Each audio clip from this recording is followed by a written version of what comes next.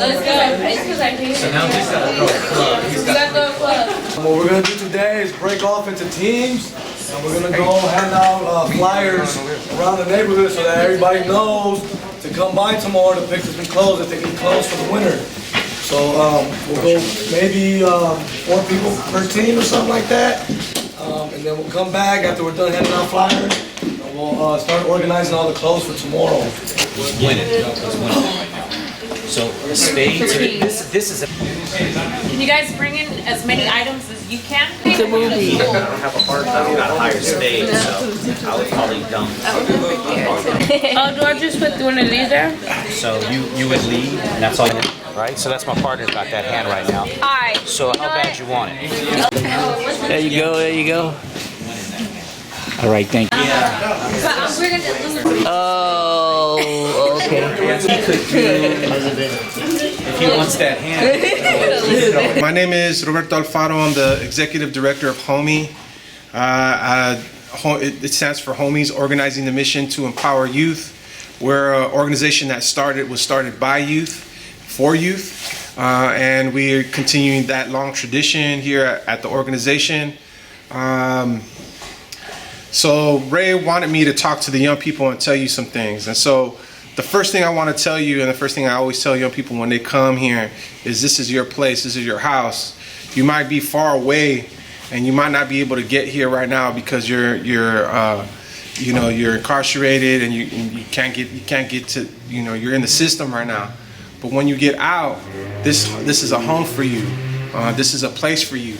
This is where you can come, you can land. If you don't have a place to go, come here. And there's always people here that got love for you, that want to hear from you, that care for you.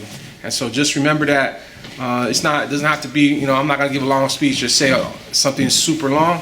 I just want you to know that this is your home. We're located 2218 Mission Street. It's on the corner of 18th and Mission. Come through.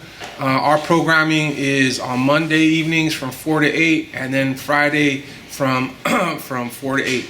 So you can come Monday, Friday, but we're open every day of the week. If you want to stop in and find out what we do, just find out about the programs, find out about all the different stuff that we do here, you're more than welcome. This is your house. You have a place, you have a home. That's the whole purpose of this place, right? It's for you. And so that's all I want to say. And I just want to say there's a special person, and his name is Ray Balberan. And he said to us, he said to us a thing that I always tell everybody, is that we love the people, and we love and serve the people, and we love and serve the youth. And so we're here to serve you, we love you, and we want you to come home. So just wanted to start briefly. I grew up here in San Francisco in the Mission District. At a young age, my mother passed away, and that kind of led me to the street life. When she passed, I kind of gave up hope on society, and I stopped caring about myself and about everything going on in my life. And I got jumped into the neighborhood street gang, and that led from one thing to the other. My commitment was really to the streets at that point. So I was full-fledged into the streets, and then I gave it my 100%. And that caught up to me. And I started getting caught up with the police and getting arrested and getting detained at this police station. And eventually I got caught up for crimes, and I ended up in YGC. It was a steady progression. Things were just getting worse little by little. So from doing a day at YGC to spending a couple of weeks there to spending a couple of months there, progressively got worse for me. But even doing all that time at juvenile hall and getting caught up, it didn't deter me from my lifestyle and what I had committed to. So I kind of just took it in stride, because I kind of felt that was kind of part of what I needed to go through, because growing up in the Mission, I had seen everybody go to prison, like my brother, all of his friends, and it was kind of like the norm. So I kind of felt that was a calling for me, that I had to do that, to become cool in the neighborhood and whatnot. And that's how you earn your stripes and you get your rank and you move up and you get your respect and whatnot. But No, I didn't enjoy doing jail time or being incarcerated. I was always put in maximum security. They considered me dangerous. Like when I was in the halls, I was in B5.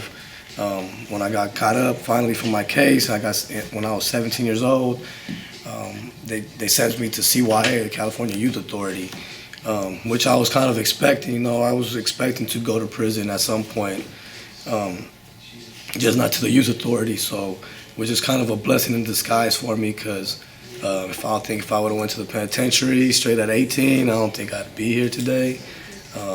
At least I was given a second chance, because I did get wrapped up as a youth, and they're a little bit more lenient with you and give you more chances as a juvenile. So, I had that in my favor at least. But I went to the Youth Authority in 2004. In 2005, I went to Youth Authority, and my mentality basically was the same thing. I was still focused on my gang ties, and promoting the neighborhood in my city, San Francisco. Like I was repping San Francisco super hard in YA, and that was the forefront of everything I conducted. Was my gang lifestyle and culture. I promoted it and I pushed it. And, that just led to more problems in jail, you know what I'm saying? Because, when you're in jail, you can still go to jail, they throw you in the hole. So, just being the fact that I was in YA, I'm accustomed to all this violence and everything, I was like in that mentality to go through it, and survive and do whatever I need to do to come out on top. And that, just put me in a hole, because I initially went to YA. I got sentenced to 2 years, 4 months, but I ended up doing 4 years and 2 months, I believe, on my sentence, on my first go around, because I kept getting time ads.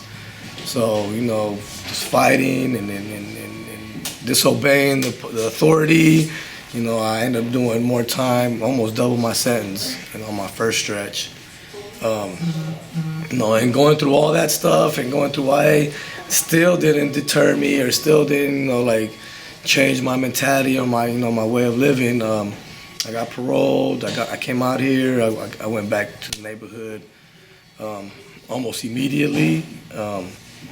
At that point, I was out here. I think I might have been out for 6 months max before I violated my conditions of parole and got sent back to CYA. Where I got maxed out my sentence and had to do 2 more years. So I did a total of 6 years in YA.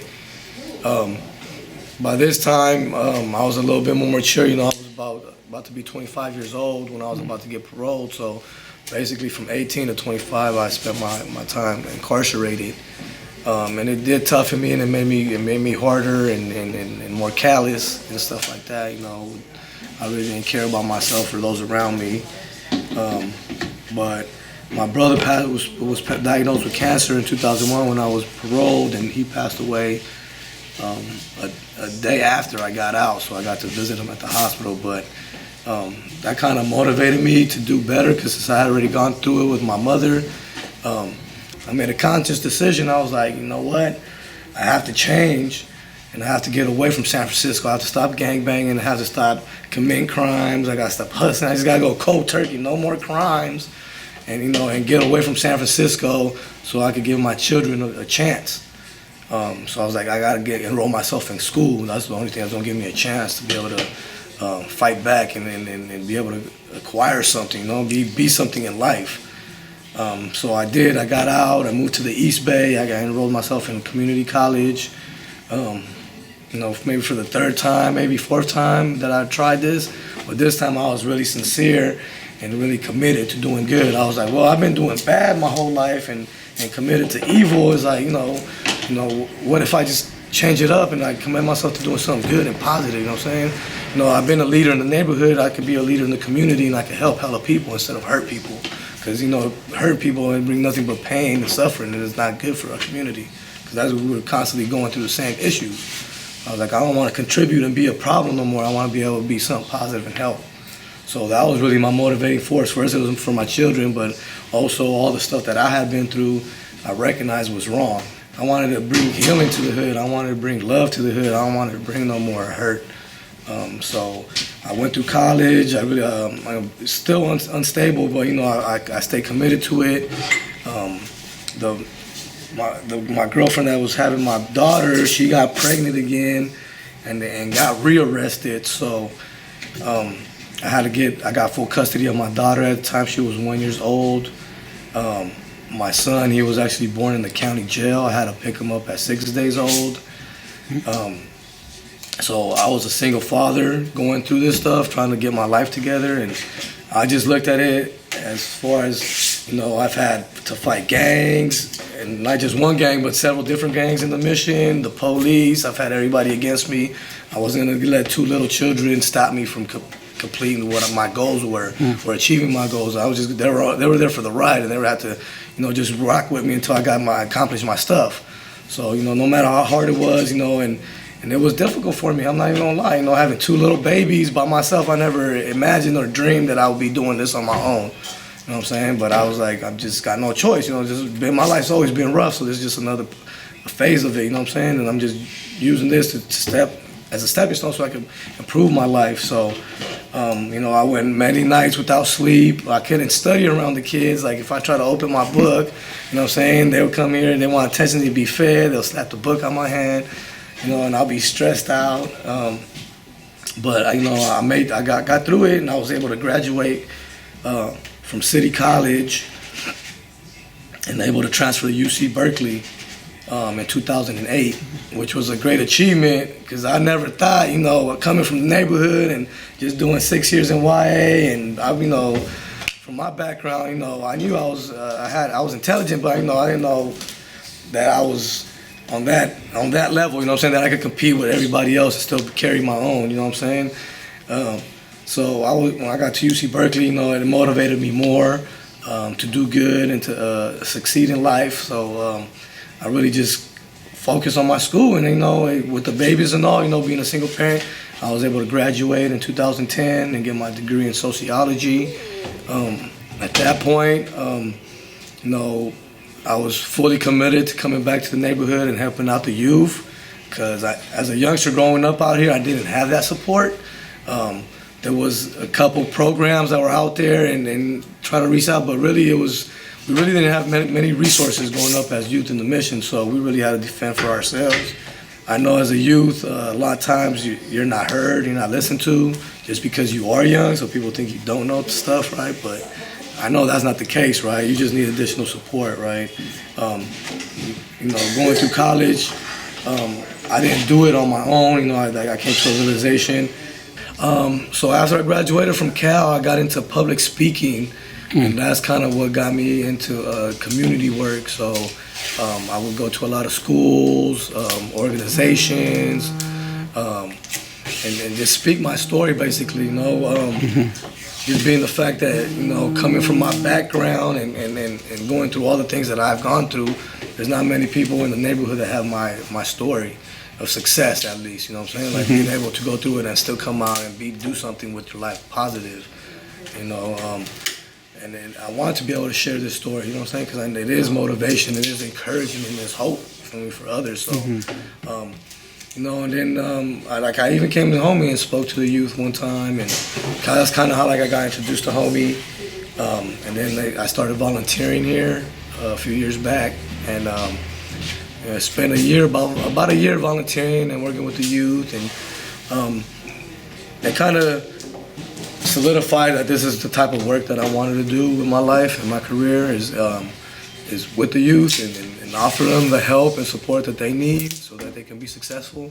Because I know firsthand all the challenges and problems and obstacles that we're faced with, especially in the urban setting like San Francisco, right? It's unique from other places in the country, right? So, life's not easy, So it's like, what can I do to help you? I want to see you be able to achieve success the way I was able to achieve it, and even do it better and greater than I did. You know what I'm saying? Because I didn't start doing it until I was a lot older in life. If I would have been a square and got my things together at a young age, I wouldn't have had to go through all these things, right? And I could have, who knows what I could have done, economically wise. You know what I'm saying? It's like I could have probably been super rich. Who knows? A doctor, lawyer. I could have, anything I put my mind to, I could have achieved it.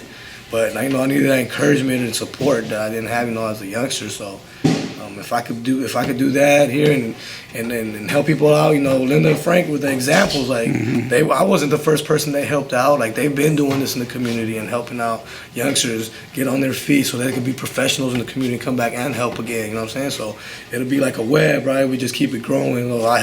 They help me, now I go help 10 more youth, and we just keep growing, and the community just gets stronger and smarter, and we'll be better off. You know what I'm saying, in the future for all our kids. So. Yeah, so that's my goal, my purpose here at HOMEY is, regardless if I stay with HOMEY or whatever my future holds, I want to be able to work in the community and help people. I want to be able to confront struggle. I want to be able to confront discrimination. I want to be able to confront challenges, economic challenges that are propped up to, keep us down. So it's like any barriers I can help break, that's what I want to do.